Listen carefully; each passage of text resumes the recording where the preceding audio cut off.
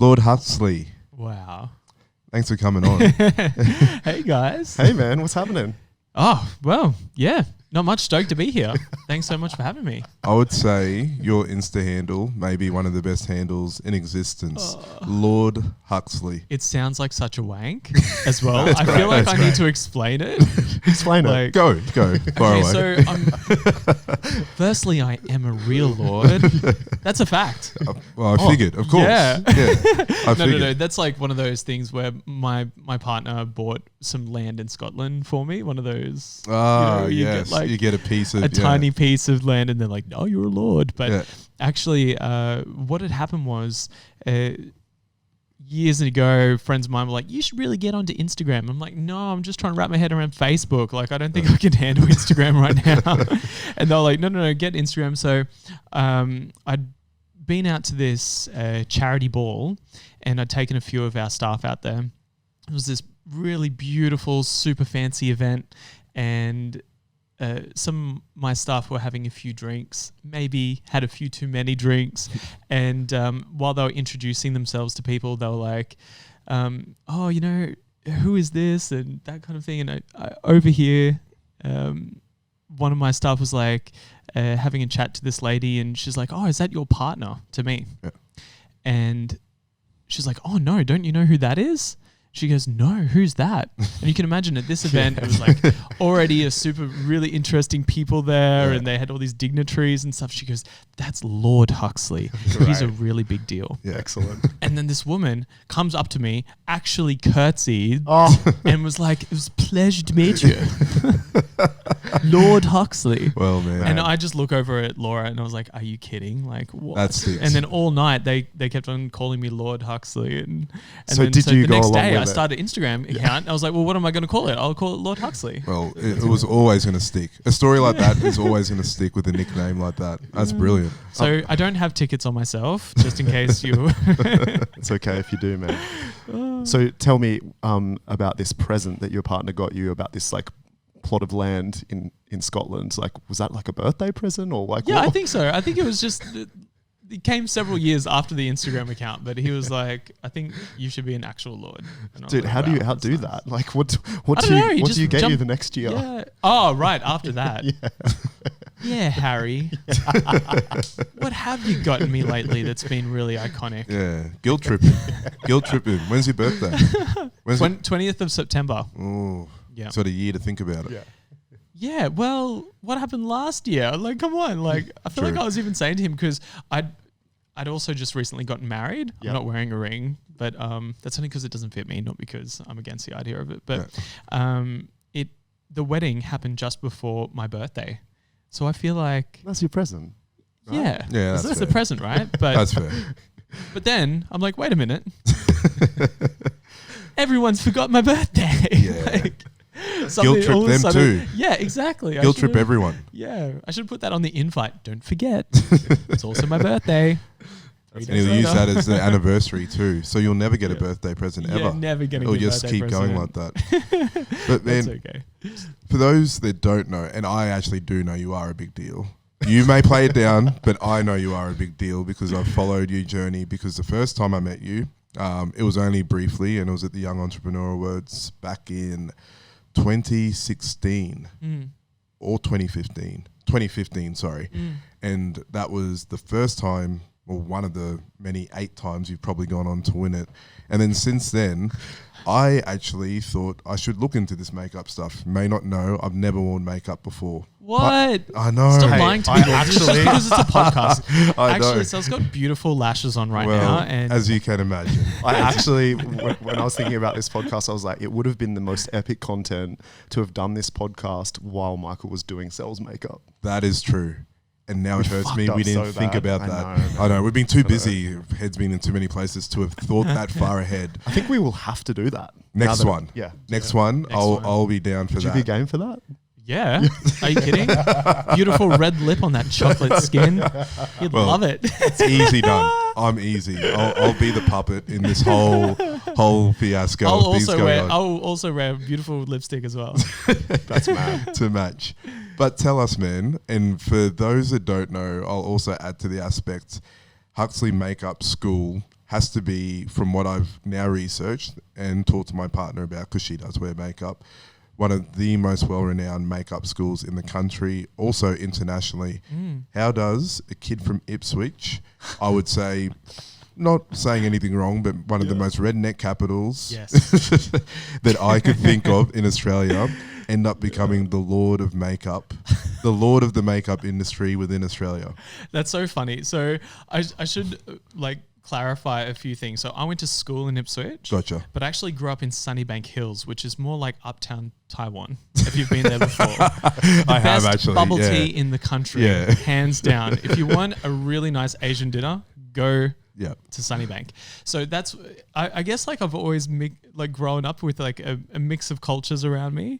And, you know, some of that influence has actually trickled into the way that we do things at the school. Like it's very much an inclusive environment. It's, you know, I've always grown up in a multicultural environment with lots of friends from different nationalities and different backgrounds. So for me, it was like, I wanted to also, I guess, have that with the school too. It kind of happened organically, but Ipswich, pretty rough place for sure. Particularly back then. I mean, I'm sure Ipswich has evolved a bit over the years, but yeah, back then it was interesting. I mean, I graduated the year that YouTube came out. What year would that be? I'm trying to think myself. The year was 2005. Adrian was all over it. He was over it. 2005. He was lip syncing.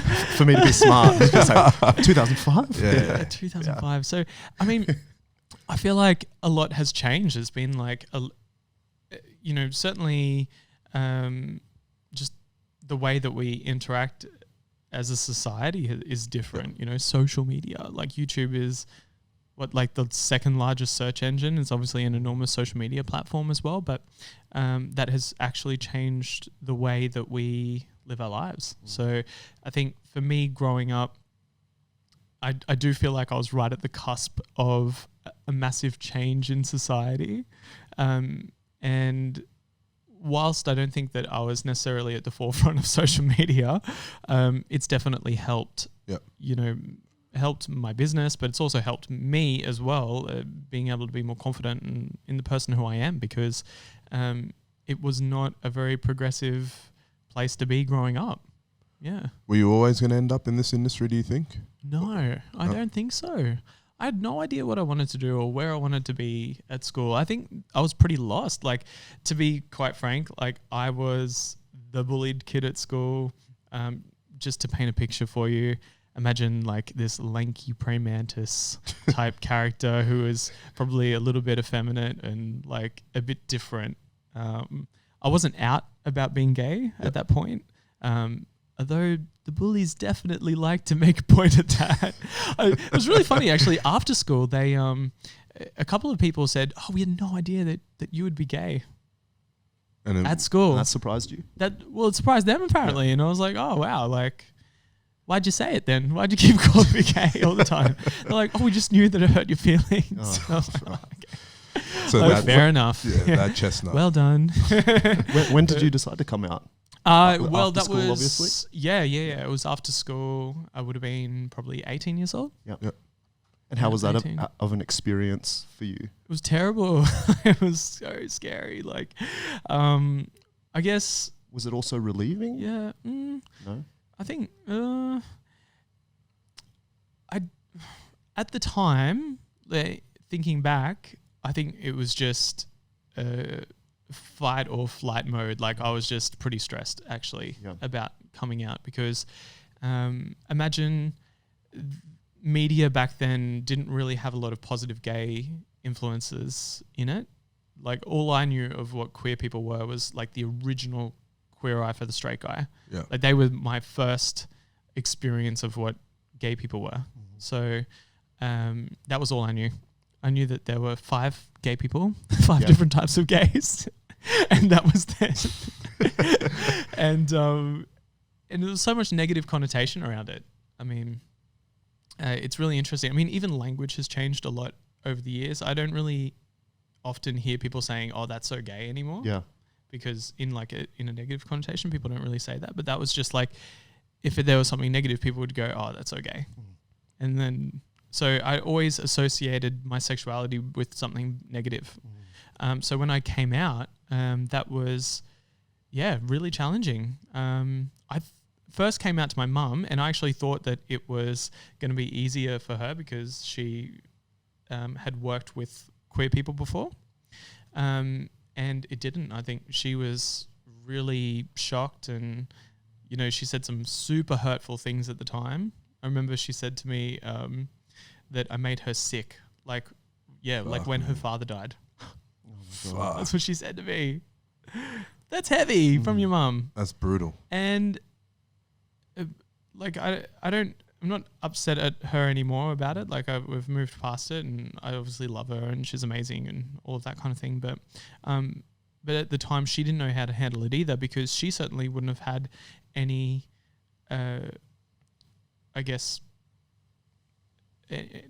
she would never have known how to handle it. She came from a different era as well, and from a different environment, and that's why she probably struggled and said the wrong things and did things the wrong way as well. It's so amazing that you're able to sort of reflect back on that and accept those things, But I'm so glad we're talking about this, and I appreciate you for feeling comfortable talking about this, because when we look at who you are now, you're just like this prolific figure who's so influential and just like, exuding so much positivity into the world and like contributing so much to society and all these sorts of things. So like, I would love to know along the way how you were able to get through what is seemingly such a traumatic experience and an identity, how would I even explain it? Like, you're trying to work out what your identity is, and then to where you've become now. Like, what sort of work did you do along the way? Honestly, I didn't want my queerness to define who I was, and that's one of the things that I really struggled with in the beginning. These days, I find that a lot of people use their queer identity to inspire them, and which is great as well. But for me, growing up, it wasn't like that, because I really tried to shelter it. Pretty much all my friends were straight boys. So, I didn't want to lose that either. Yep. Like, I was really frightened of losing the relationships that I had.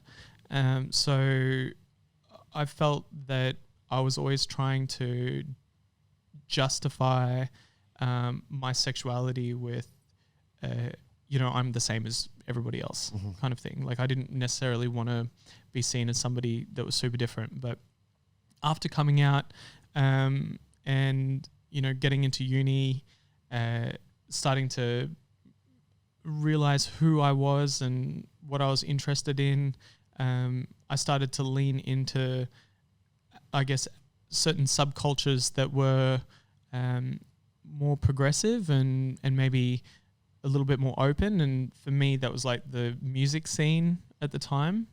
I had a lot of friends that were in bands or that kind of thing, and my cousin had a business at the time that was like touring hardcore metal bands, so I did some promotion work as well, cool. And through some concerts as well, which was pretty cool. And I guess like that scene seemed to be really open to me and were really accepting. But then also, I found that as time went on, when I started learning a little bit more about what it was to be a queer person, that also started to inspire me quite a bit as well. So, Tell us how you discovered sort of the world of makeup. Definitely. I think makeup was a creative outlet. I didn't necessarily see it being a career because, again, I was frightened of looking too gay. And I was also, I guess I just didn't know anybody who was doing makeup and succeeding in it. So for me, it was like just a creative outlet. And I seemed to get a really good response from it when I was doing it. So people were like, oh, that's amazing. And, were really sort of like lifting me up. And then as time went on, I guess I started leaning into that a little bit more, and I started meeting some really inspiring people who were like, you know what, you could actually make a really amazing career out of this. So, and that was a journey. Like that took a lot of time. It took a lot of time even convincing myself. And I think that was just the environment that I'd grown up in.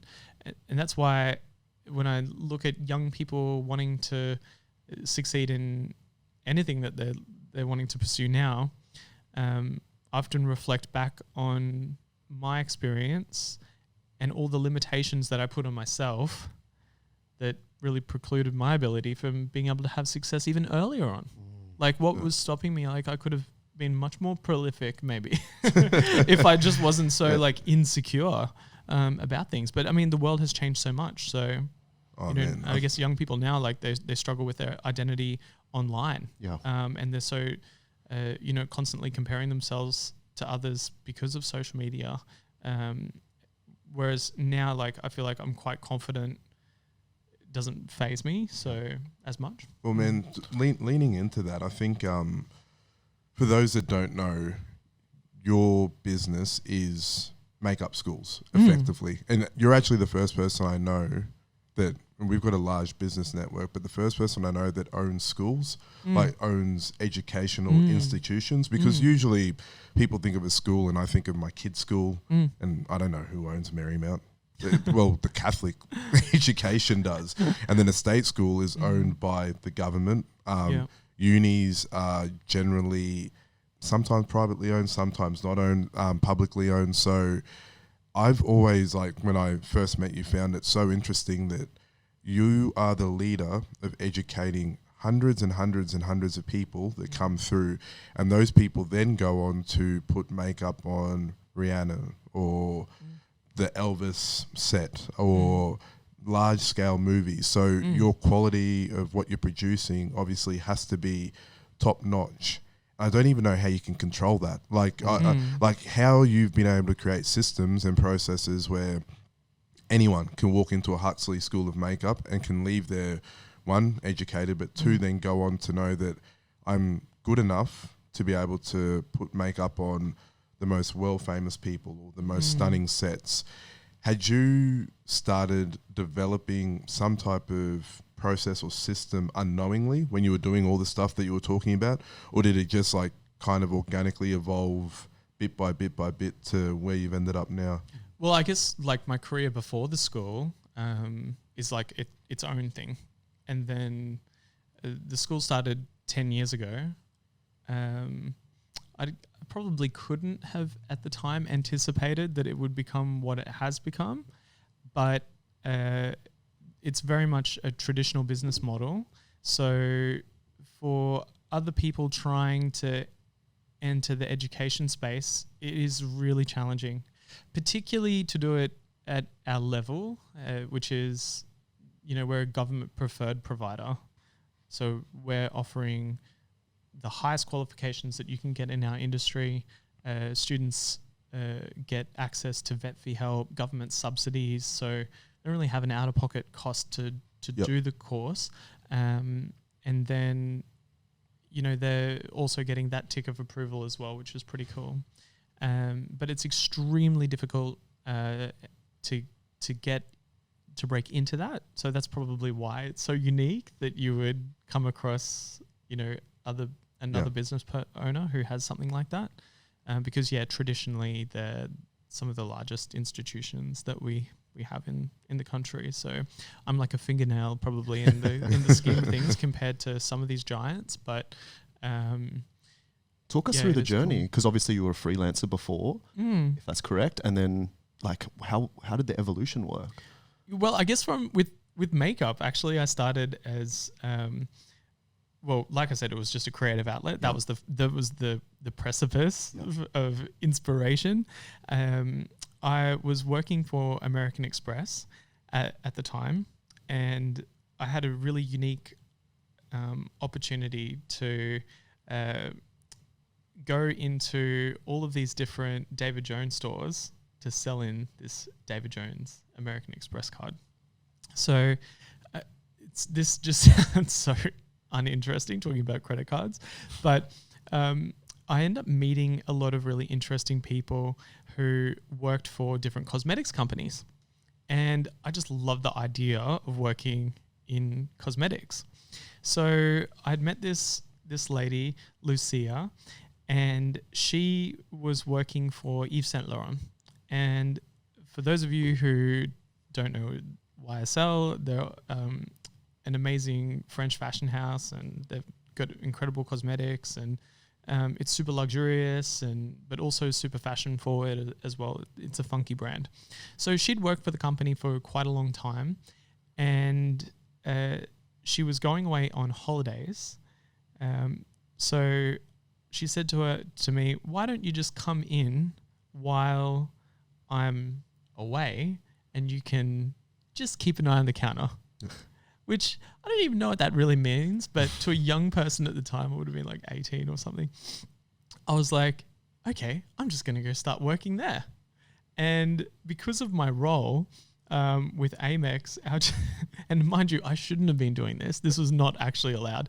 But because of the role, I was allowed to go into any department within the David Jones stores, and we could essentially be talking about the Amex card.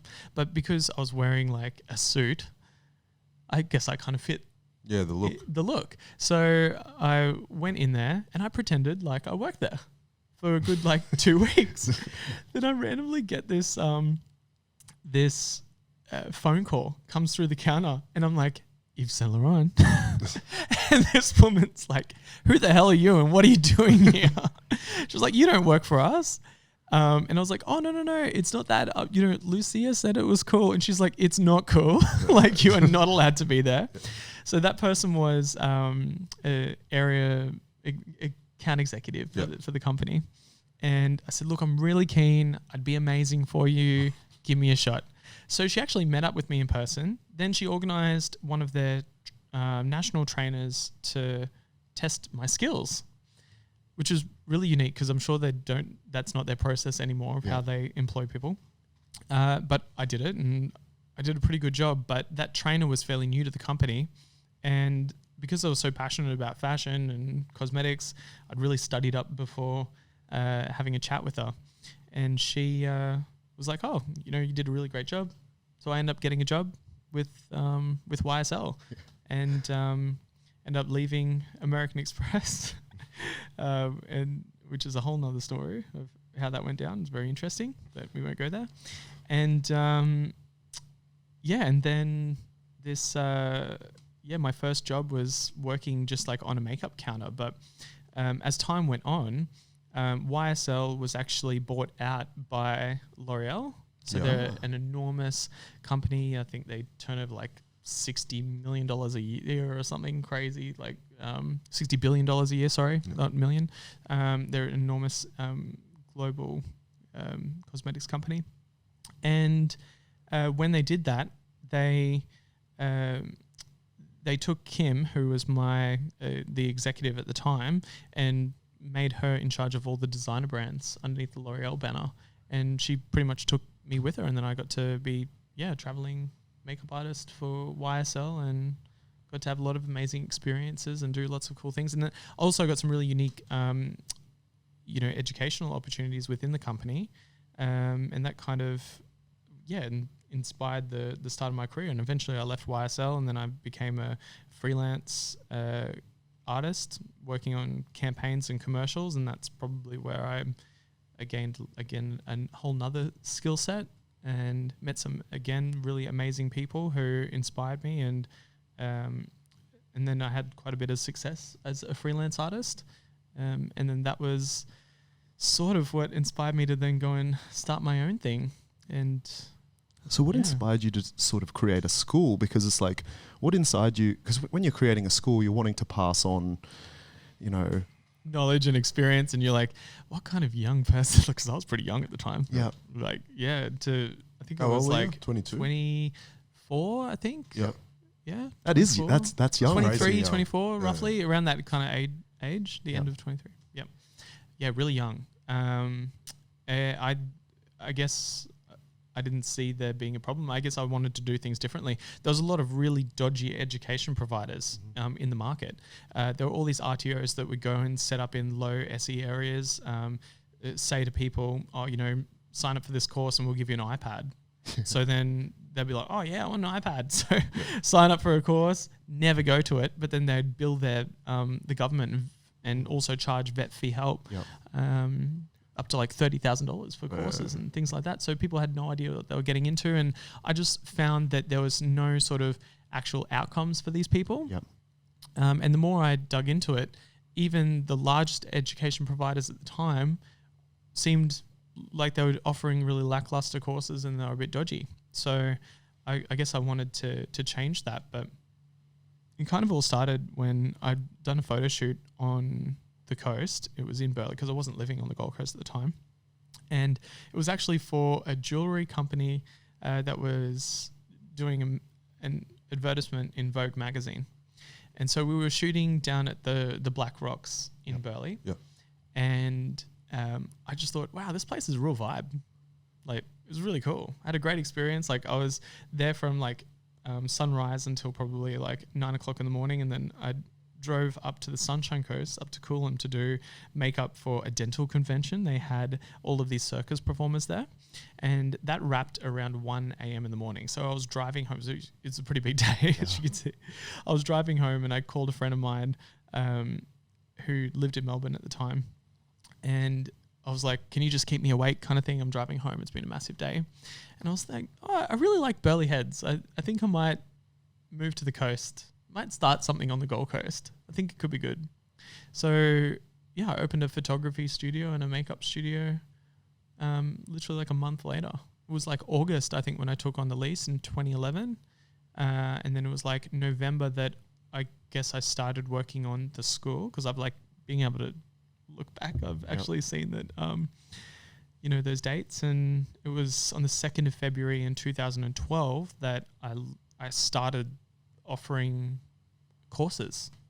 And then the courses kept evolving over the years. And, you know, now we're partnered with Australia's largest education provider as well, and we can do all these amazing things for students. So it's honestly amazing. Estelle and I talk about this all the time, because we talk about sort of like the origin of business and like the organic nature of starting a business, because everyone wants to force it, right? Everyone's like, you know, everyone's under so much pressure to start a business these days, and we're talking about social media and like what they see out there, and you know, so many people, you know, have this pressure that they feel like they need to be an entrepreneur because media says it's kind of cool right now, you know, despite the reality of it, right? I'd never even heard of that word before starting when I started my business. But it's like, I love the fact that you became passionate about an industry, and so much so that you became aware of everything that was sort of going on in the industry, and you identified things that you didn't like, and you were like, this needs to change. And then clearly inside you, you're a people person, or you feel like you have some sort of need to contribute to society in some way. I'm not sure how deep you've felt or reflected on that quality of yourself or characteristic, but clearly it has to be there to want to start an RTO and help other people become successful, rather than I'm just going to keep doing this myself and try and become the biggest superstar in makeup in the world. You started something to help other people progress and find a career for themselves. Like, talk to me about that. And is that something that, have you reflected in yourself about that quality? And is that a value of yours? Yeah, I remember a lot of artists at the time when I first started the school, they were saying things like, oh, you're going to be giving away all your secrets. Yeah, Not like exactly. Secrets. I have secrets. It's not that remarkable what you're doing. You're painting somebody's face. Come on, like, calm down. Like, I think, it definitely, you know what? I think probably teaching the students is the best part of my job. It is the most inspiring. You know, it is everything. And I guess that for me, the thing that I love most about the school is the fact that we can really change lives and have such a positive impact on people's lives. And I honestly, that's another thing I could not have anticipated in the beginning. I wasn't something that I was going out there and going, I'm going to change lives. At the time when I first started, I wanted to change, I guess, what I'd seen out there in the industry of what was offered, because like I said, there were so many dodgy education providers. There was sometimes where they'd have like 80 students in a class and doing assessments. And you went through some of them? Did you have to go through? I did go through, a makeup school, which was pretty lackluster. Yep. And there was no educational outcomes for the students.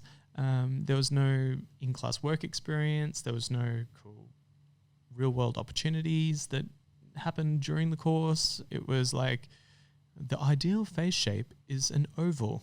I was like, what? Like, it was super weird.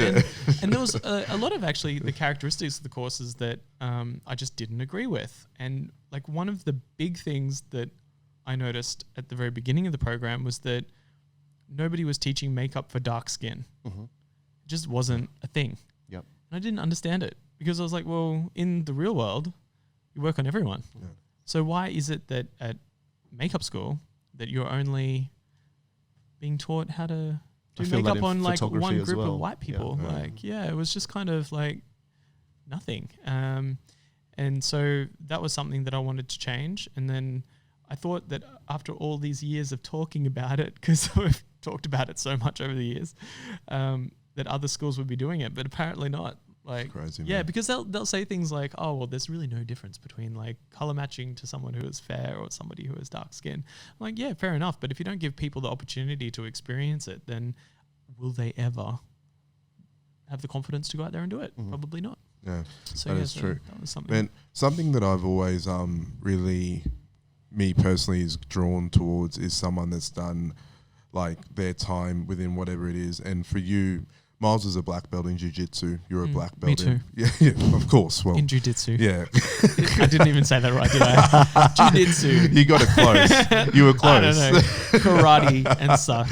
and MMA. So it's like a thing where someone has gone through the absolute most within their industry and seen the very best, the very worst, the in-betweens, and then reflects on it and then takes their good and bad, all multiple experiences, and then can pass it on to someone, and then that person can become better from their own experience because they can fast track and skip the bullshit that they would have gone through to make things better. Then there's other people that actually don't make things better.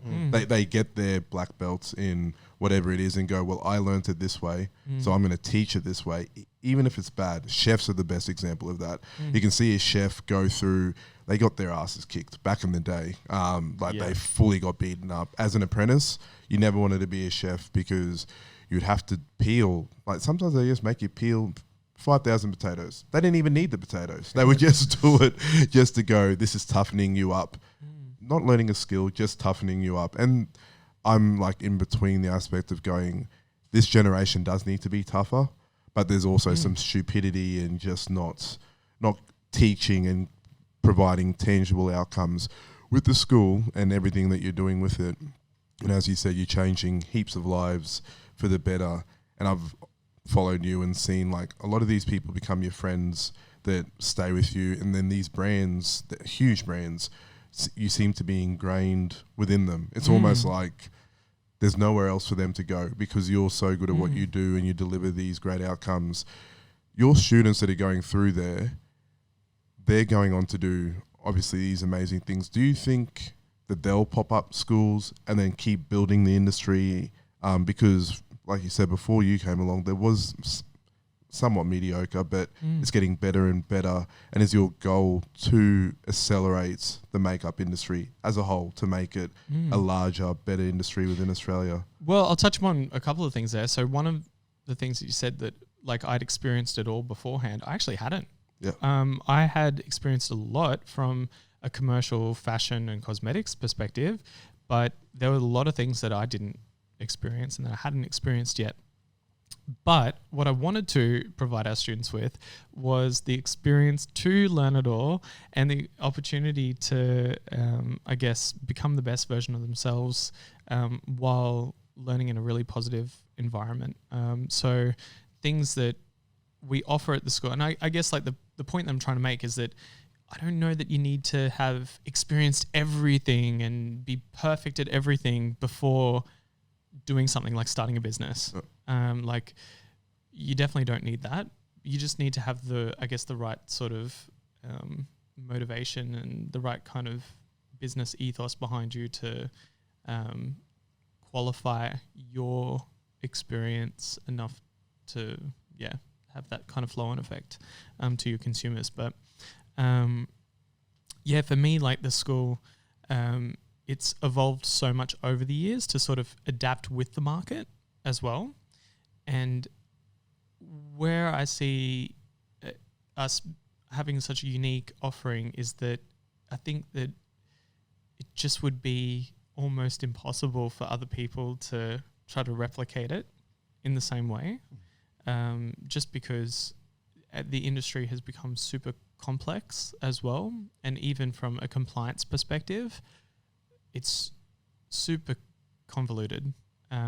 There's a lot of red tape, and that would be almost impossible for someone to break into the market now. Yeah. Sounds like baby formula. Does sound like that. What I think is just so unbelievable for me, and this is like something that's really deep inside Sel and I, and what we talk about all the time, is what you just mentioned there, which was you just wanted people to, you know, be better than they were yesterday, provide positive outcomes and all of these things. And then you said before that you get most fulfillment out of, you know, seeing your students grow and progress and become better people and succeed. And it's just like your makeup school and everything that you're doing, and I think cosmetics products and all sorts of things now is just a vehicle to help fulfill that fulfillment, being that you want everyone to succeed and be happy. And it's just, you just so happen to get really good at makeup and create a vehicle to help spread that message and get that fulfillment. Yeah. I think that's what people miss, because on the face of it, people go, I'm looking at someone on YouTube that has a makeup channel and has millions of subscribers, and they've got this status, and I am someone who doesn't have status in my, you know, community, and I'm just longing for this status. Yeah, and it's sort of like what you were saying before as well about people that everybody wants to be a business owner as well. Whereas I don't know that was my initial inspiration behind starting the business, but you know, you're motivated by still achieving things and having success and things like that. Like I'm as driven and as competitive as the next person, for sure. But yeah, on the flip side, it definitely is important to, you know, have a good motivation to actually get into something. Like a lot of people will say to me, oh, I've got this business idea, or I want to start a business, and it just doesn't seem like it's coming from a very genuine place, and then it fizzles out, or they just don't really have success with it. And, you know, I think that it's very important that you really do 100% believe in what it is that you're offering.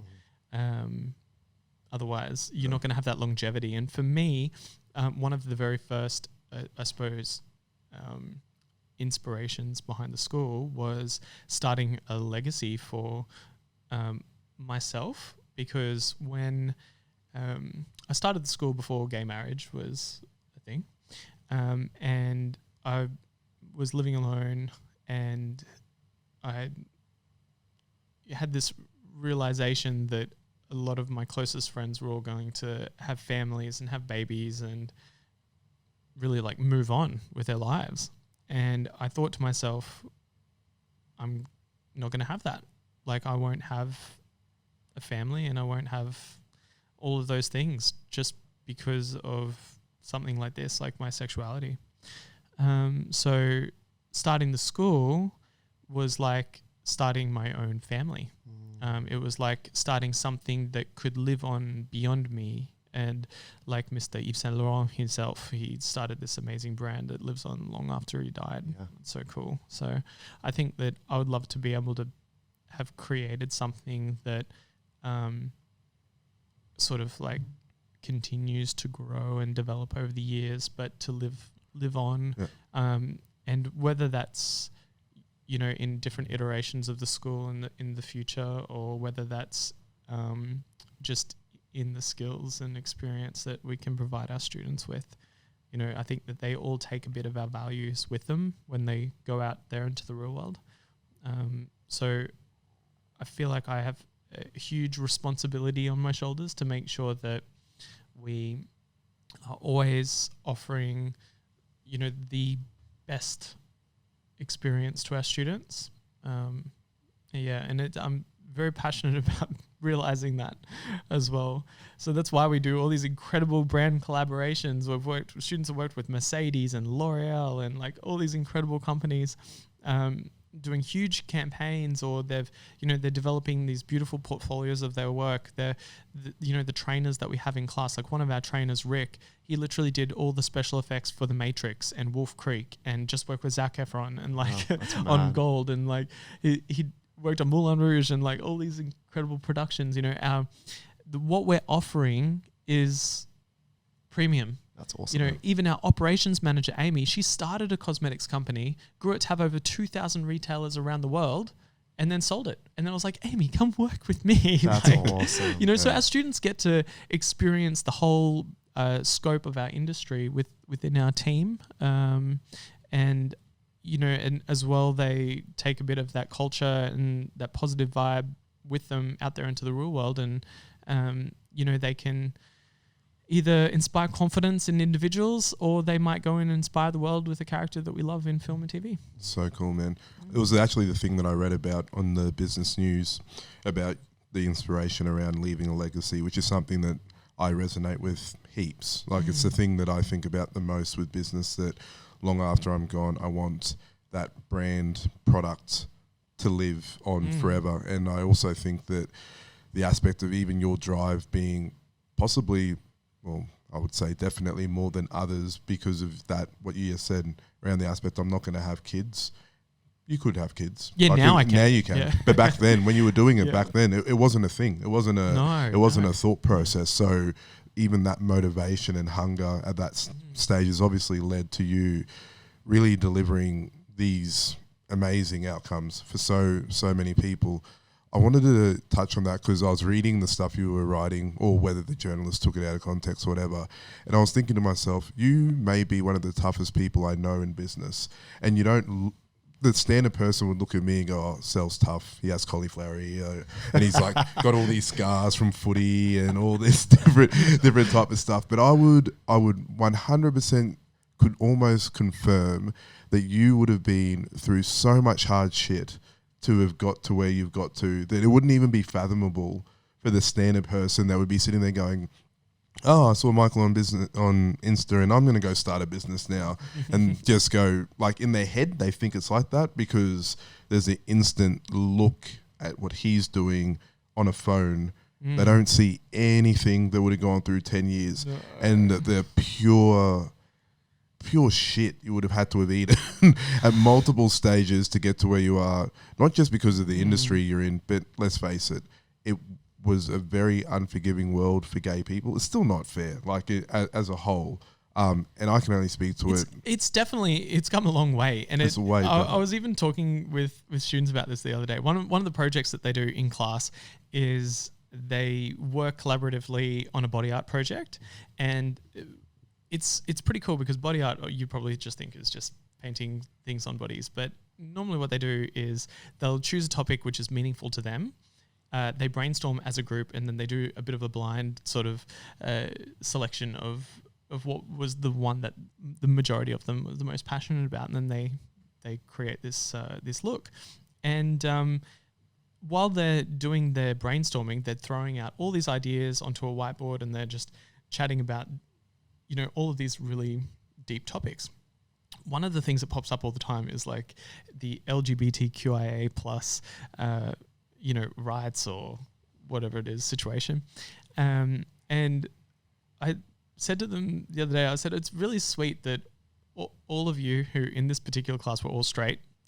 And I just said, it's really lovely that all of you want to think that is such an important topic, but it's it's changed so much over the years, and there's been so much growth and development that I would love to be able to celebrate that growth and that change, because I feel like it has come so far.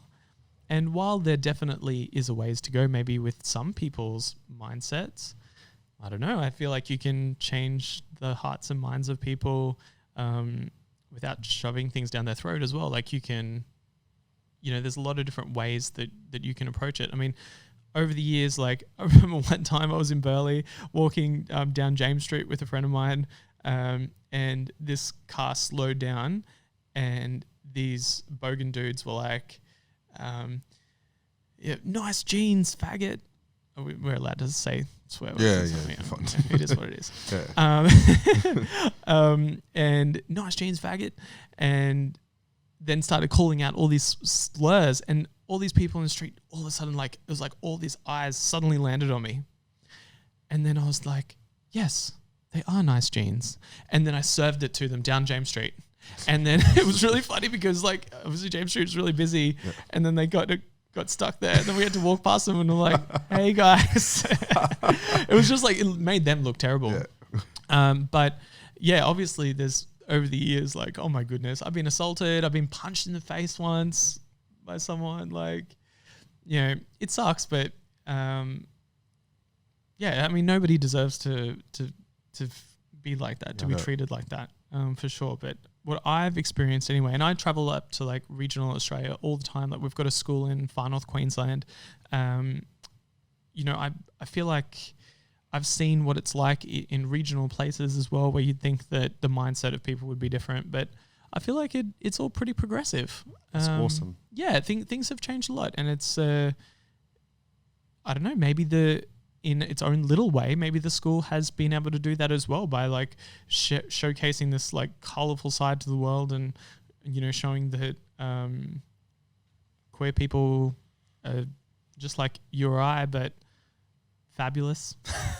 Like, I don't know, like there's just, you know, I don't know. I feel like there's been a lot of growth. Well, I definitely think you guys have a better sense of humor than 99% of the population, because the gay guys that I'm friends with are all like hilarious. Think of Michael and like Ilias. Oh, the best. In a room together. Fucking Ilias best. is like one of the head honchos of Chemist Warehouse. But Absolute best. just outlandishly one of the funniest guys you could ever meet with. Like, you look forward to possibly the chance to get to have dinner with him, because you know you'll just be like rolling around in stitches, and that goes for a lot of the other friends that I have. So within all the hardship that people go through, I think that leads to, obviously, one, driven, motivated people that deliver great things to the world, but it also, I guess you kind of have to have a sense of humor. Oh yeah, well, I think it's, you know, good to have a laugh at yourself as well. These days, like, if I hear something that's sort of like homophobic or something like that, normally I look at it as an opportunity to be able to maybe change their mind about it. Such a strong and leader in that. Not necessarily to, you know, say, you asshole, you can't talk to queer people like that. Like, normally if you know, maybe it's an opportunity just to have a dialogue. You could make a joke, or you could, you know, be able to find common ground, you know, something like that. Like, there's a lot of different ways to, as they say in far north Queensland, many ways to skin a cat. Yeah. They mean it. I'm so happy that, you know, you did say that you think things are being a bit more progressive, because like, I mean, you turn on the news and just everything is negative, and as you know, the media and everyone just tries to bring us all back to some sort of tension or something that we all just keep mulling over and focusing on. So it's like, look at this horrible thing. Exactly. That's out there. Yeah. Like, exactly. you know, so I think everyone should be outraged by this. Exactly. I think it's so nice for you to say that. It's not often that you sort of hear that, and it's like, it's nice to hear. Yeah, there's definitely like, and it's hard because often they're triggering already hurt people, and that's a problem because the media, they're not known for being compassionate. You know, I think that it's a major issue, particularly when they target minorities with some of the negative stuff that comes out, and you know, queer people definitely do experience life in a different way. Doesn't mean that it's a negative thing. Doesn't mean that it has to be all that different. Yep. I mean, we're all human. We're all, you know, the same blood flowing through our veins. Yep. Like, there's more common ground than not. Yep. So I think that it's, and you don't have to like everyone, you know, and you don't have to like get along with everyone. And, you know, just because somebody has a different opinion to yours, it doesn't mean that it's the end of the world. Like, you know, you can, that's their prerogative. You know, what is there, like 7 billion people on the planet? Yeah. find the people that are going to inspire you to be the best version of yourself. Let those people be the best influences in your life. And then, if there are people out there who are haters or people that have got an issue with you, just brush it off and think of something sassy. Like you said, like over the years, people have had all kinds of opinions about me, even in business as well. I remember one time I went out to a careers event, and there were all of these different education providers there. And this lady, this was actually right before all of the students had walked in. There was a group of all of these trainers and business owners there, and representatives from education providers. And this woman who owned an RTO comes up to us in the group, and she said, "How is it that you think that you can be offering these courses?" and ran her mouth about me in front of all these people, and what gives you the right to think that you should be doing it, or something along those lines. I can't remember specifically what she said. It was so intense. I think maybe it was my age at the time or whatever it was that they like, who is this new player kind of thing. So I just looked her square in the eye and just said, well, how do you sleep at night knowing that none of your students get jobs? Yeah. So, I mean, that's the thing, is that like, if you can, in your own self, you're 100% confident in what it is that you're doing and what you're putting out there to the world. I think that's the main thing. So maybe for those people out there who are wanting to like start a business, or they're worried about the haters, or they're worried about people like that, you just focus on you, and you focus on doing what you do really well. And then you can sit back and you go, you know what? It's fine. Like, they can have that opinion because I know that what I'm doing is amazing. And I'm iconic. Awesome. Yeah. If you can like sleep at night knowing that you're doing the right thing. And I think that it's all a part of ethics. I think it's really important to have strong ethics in business and just in general, in life in general. So, have your own set of values and stick by it. So. Talk to us about business for you. And what I think is so fascinating, and Sel and I talk about a lot as well, is when someone has the ability to be both an artist as well as a business person. So you clearly, are an artist and a creative. And when did you start wanting to learn more about business? And did you sort of like read books, or did you watch YouTube, or was it all from like hands-on experience that you learnt business? Well, I think education for everybody is a journey beyond the classroom. Even though I run a school, I think we're all self-taught. It's really funny. Sometimes you hear people saying, you don't have to go to university to be really successful. But it's like, well, plenty of people go to university and become successful. So it's not like that. You're not like wowing anybody by not going to university as well. So the way that you learn is your own prerogative. So, we're all self-taught. It's not like some school goes and they put a magic microchip in your brain and all of a sudden you're amazing and intelligent. So I did struggle in the beginning with people that would just be like, oh, you're a creative as well. That was something that I sort of struggled with because I didn't see myself as someone who was locked into just having certain skill sets. So I wanted to be seen as somebody who could do a lot of different things. When it comes to, I guess, what creativity is, what I've learned over the years is that actually there's creativity in everything. And so sometimes I hear people saying, oh, I'm not creative. And it's like, well, I'm sure you are in some aspect of your life. Yep. Whether you're a scientist or whether you're a business owner or whatever you're doing, like a fighter, a boxer, or a kickboxer, sure. There's art in it. Art is literally just a human creating something, just doing something. So there's art in everything. So there's creativity in everything. I think everybody has a capacity to be creative. Maybe what people don't tap into is they just don't give themselves the opportunity to be creative, or they don't believe in themselves enough to succeed. Yeah. So that was something that I guess I learned fairly recently. Speak to us about the Huxley brand, because I think something that people naturally would see you, person, founder, and then you've got Huxley School of Makeup. They're not one and the same. You like, it's very easy to confuse for the average person. I'll just say this, for most people in business wouldn't make that distinction, but you've created a brand, a very, very strong brand at that, in the aspect you can take Huxley School of Makeup and put it in far north Queensland, and people will rush to that in far north Queensland, and you could probably pop it in LA and still get the exact same result. And that isn't due to, obviously you're likable and people like you, but they are being drawn to your brand that you've created. And I don't know, because I haven't been able to see it from the very start, but you've obviously put things in place to build this brand that, like you said, you may stop doing this tomorrow, hypothetically. People would never stop coming to your school because you've built such a strong brand. And I think that's one thing that a lot of businesses miss. And so it becomes very hard for them to scale. Whereas, how many schools do you have now? Well, we've got the school in North Queensland. We've got Burleigh Heads. We are doing like an online school as well. Yeah.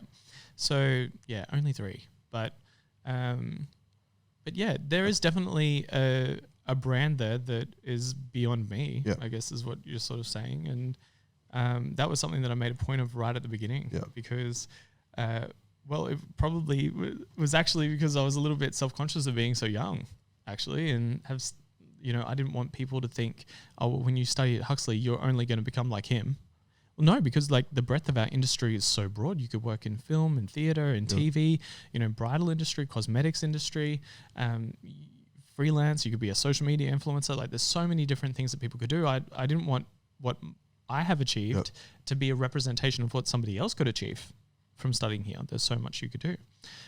So often when students start studying at Huxley, they don't realize that it's my school. And I'm totally cool with that. On my email signature, it says course convener. It's really not cool. Like CEO of the school. It's so funny when people start a business and they call them CEO. I'm like, oh, okay. I can't stand it. Yeah, it's so funny. I'm like, what of? Yeah. You're the chief executive. What? Like, man, I've been fighting to get away from that title for so long. And then like it's different for the situation we're in now. Somewhat, like we have to represent that executive board. Yeah, there's a board and stuff, and then it's like, you're the CEO. I'm like, no, I'm not. They're like, yes, you are. I'm like, nah. That means you're gonna try to put me in a suit and all these other things, and I refuse to do it. And they're like, no, it doesn't. I'm like, oh. I understand completely. I just want to be like the cool guy at the school. Yeah. Where they're like, I like that guy. I like that trainer. Like, so yeah, often they don't realize that it's my school. And there's been some really funny times where students have, there's one time actually I was at the front of the school with one of our team, and the student goes, so what is Huxley? Like, where did it start? Like, who is Huxley? Yeah. And then Carlos, our photographer, was like, are you kidding? He's like, that is Huxley. That's Michael Huxley. It's Lord Huxley. School, yeah. And she was like, oh, wow. Like, I mean, some of them know. And I feel like over the years, like now probably more people are aware of like who I am. But if you were to jump on the website, actually, even in my bio, I don't think that I think it only says Michael. I don't even think it says Michael Huxley. Yeah. I think that because it's not about me. The school is not about me as an individual. It's actually about our students, and that legacy lives on through them. Yeah. Might be my last name, but the school is so much bigger than me as an individual. And I guess as the person running the school, I'm responsible for making sure that our culture is on point and that what we produce is exceptional. But yeah, of course, this could be replicated tomorrow if I was to leave the business. Yeah. Yep. Well, man, which I'm not interested in doing. Yeah. I can speak to the culture not because I've ever actually physically been in the school, but when warehouse number 5 was there, all the students would come in there, be it for coffee or lunch and everything, and they were always just so happy. Like, man, I was at uni. I was never happy. I was there just battling. Yeah, I was just there in the fucking fight of my life going, get me out of here. Same. But like I was but I just knew there was a means to an end. So like for me, as long as I know there's something at the end, I'll just go through anything. But these people were genuinely happy. Like they were enjoying their experience. I could tell. Like and so many people actually recognize that as well in them. And, you know, I remember years ago, a lady was saying, she was just having a conversation with students, and she's like, wow, it's so amazing that you guys just get to do something that you actually love doing and you can turn it into a career. Yeah. And I remember having this realization going, wow, that's so cool. Like, that is very true. Like, makeup for me has been incredible. I mean, I've traveled the world because of it. I literally just got back from Bora Bora. How amazing. People, that's on people's bucket list of like, it's on mine. I've been there twice. Yeah. I've been there twice for work and been paid to go. Yeah. You know, like, it's funny that, you know, the things that you get to experience working in creative industries, like when I go on set, it's like the dreamland of what the place could be. Often it's heavily curated. So, you know, if they're shooting a commercial or something, it's like, you're creating magic. You know, how cool is that? Like, yeah, it's amazing. But even from just working with everyday people as well, you can get so much out of that whole experience. Like, I've met some very inspiring people over the years, and some of them are just you run-of-the-mill, everyday people who just have these incredible stories. And as a makeup artist, they often, you know, I guess when you're sitting in such close proximity to people and it's just you and them, you know, often they just let loose. They just tell you everything about them, their whole life story.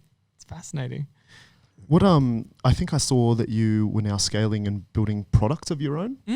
Yep. Tell us about that, because I think that's exciting. Yeah, we have these really cute, we call them Smush. Yeah. And they are these biodegradable makeup beauty blenders. Yep. Yeah.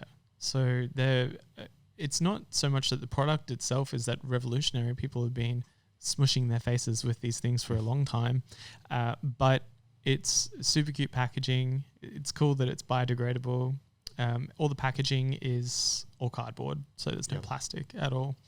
And they're just really, really good quality. And do you plan on sort of like continuing to expand like in products? Yeah, absolutely. Yeah. So we've got a whole range of different things that we're wanting to bring out. We also have an online store that we retail other brands as well. Yep. One of the main brands that we have there is called Krylon, and they're a really large manufacturer of professional cosmetics. They've got an enormous back catalogue, and we have them at the store because of the variety that they offer for professional makeup artists. It's huge, like a massive range. So we have those. And then with, I guess, my own personal brand, it's not necessarily the core focus for the business. It's more supplementary to that. But it's pretty exciting because, I can now sort of start dabbling in e-commerce as well.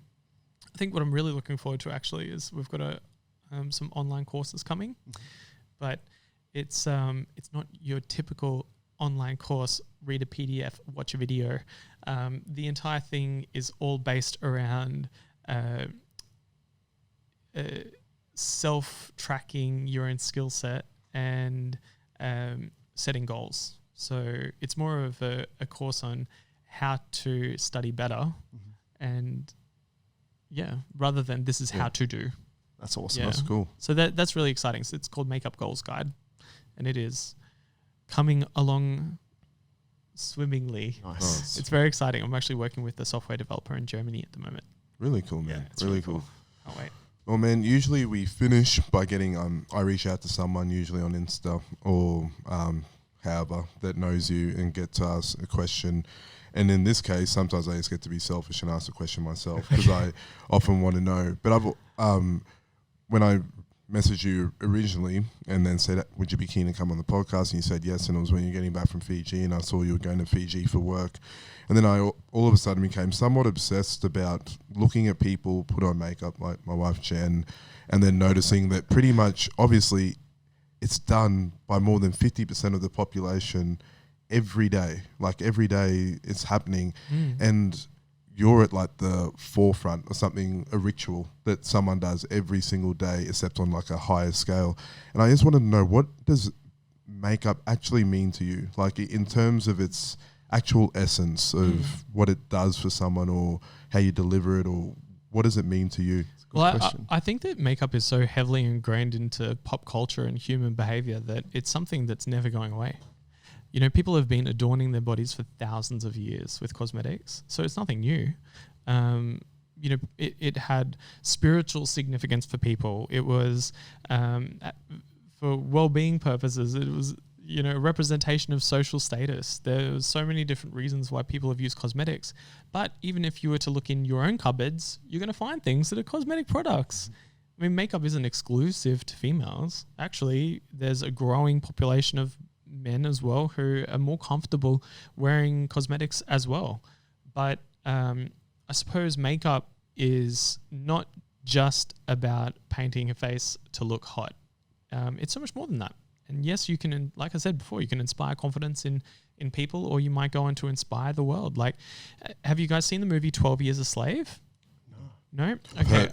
I know it. Yeah, but I didn't probably watch it because Jen, I wanted to watch it and she said, no, I'll cry too much. And then I never got to. So it's one of those things Yeah. you've really got to buckle up Exactly. to Yeah. take on like 3 hours of that kind of thing. Yeah. But I suppose I'm not ruining anything by saying that slaves had a really tough time in the States. And there's this one scene where the actress Lupita is, and again, I'm not ruining anything here. This is just what happened. They strung her up on a tree and they're whipping her. And every time that whip comes down and it cracks, her back splits open.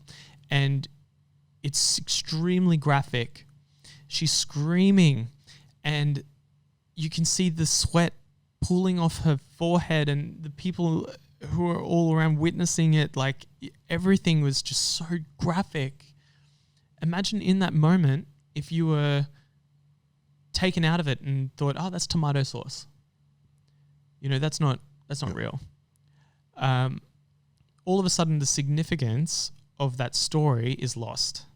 So I think that makeup artists in film and TV also have a responsibility to, as storytellers as well, to be able to convey a certain message. So there's a lot that we could talk about from that whole, you know, culture and psychology, human psychology and behavior, like that, you know, makeup is all connected to that. You know, so it's a big part of our human existence. And, it is. And probably for you guys, you'll go, oh, you know, I've seen it at David Jones or at Sephora and Mecca and that kind of thing. But actually, the role that it plays in society is probably a lot deeper than what people think. Definitely is. It became way more apparent to me after meeting you. So appreciate that. Some new knowledge. Always like So learning. I don't think Sel watches like Glow Up and things like that on Netflix like I do. No, I don't. Blow Up is like every day at Huxley, I feel. When that show came out, I was like, wait a minute, that's like literally what we're doing here. That's It's awesome. crazy. Like, So I'm in it. too. You know better than but me. less of You a know better than competition, and me. we're a lot nicer for those of you who have watched that show. I think sometimes the judges are mean. I'm like, oh, we were definitely not like that. Rather, thanks so much for coming on. No doubt we'll be seeing you at the favourite MC Sandwich House. Grab a coffee or some. Stay soon. Yes, they do very good coffee there. It For is. those of you in Burleigh, head down to MC Sandwich House. We'll give the It's very guys a good. plug. They'll think We'll give we're them a plug. sponsors, but no, Yeah. they are very We'll good. be chasing you guys for sponsorship for future collaborations. Cool. Amazing. Thanks Awesome. again, Thank you, man. Michael. Appreciate Appreciate it. Thanks so much for having me. This has been Alright. amazing. Cool. Thanks, Cool. man.